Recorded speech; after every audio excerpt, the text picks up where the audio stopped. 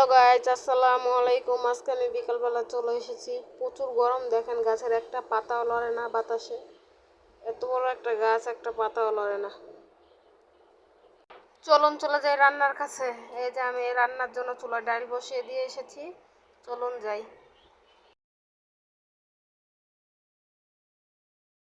এই যে দেখুন, আমি ডালের কাছে চলে এসেছি। ডালটা বলক এসে গেছে। এখন আমি হলুদ দিয়ে দিব। হলুদ দিয়ে হালকা একটু পানি দিয়ে আমি ডালটা ভালো করে ঘুটে দিব।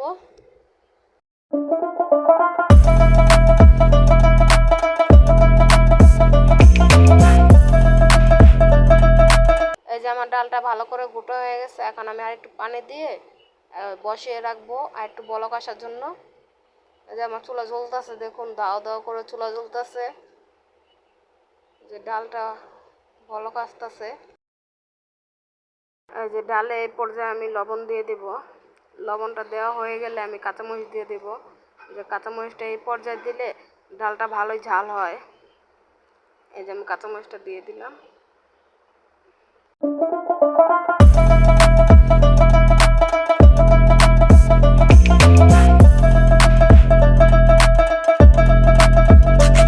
এভাবে একদিন ডালটা রান্না করে খেয়ে দেখবেন। এই যে দেখেন আমার ডালটা বলক চলে এসেছে। এই যে আমি কিছুক্ষণ পর ডালটা বাগার দেব। আর একটু হোক, না হলে হলুদের একটা গন্ধ আসে, তাই আমি আর একটু পর ডালটা বাগার দেব। এই যে ডালে এই পর্যায়ে আমি একটু ধনিয়া পাতা দিয়ে দেব। ধনিয়া পাতাটা দিয়ে আমি ভালো করে নেড়ে চেড়ে নামিয়ে নিচ্ছি ডালটা বাগার দেওয়ার জন্য।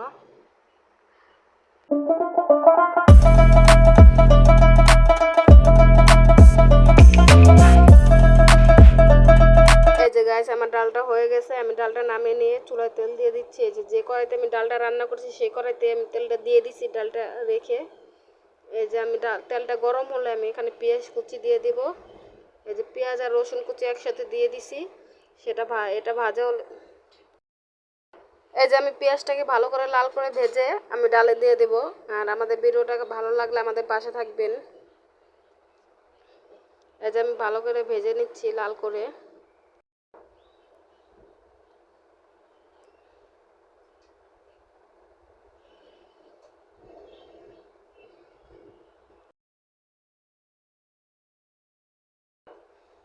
দেখেন আমাদের পেঁয়াজটা ভালো করে লাল হয়ে গেছে।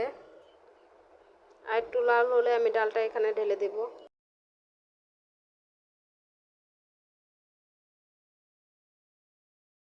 এই যে কিছুটা ডাল আমি এখানে ঢেলে দিলাম আর কিছুটা ডাল রেখে দিলাম, সেটা ভিতরে ডালগুলো নিয়ে আমি ঢেলে দেব। এই যে দেখুন আমার পাতলা ডাল হয়ে গেছে।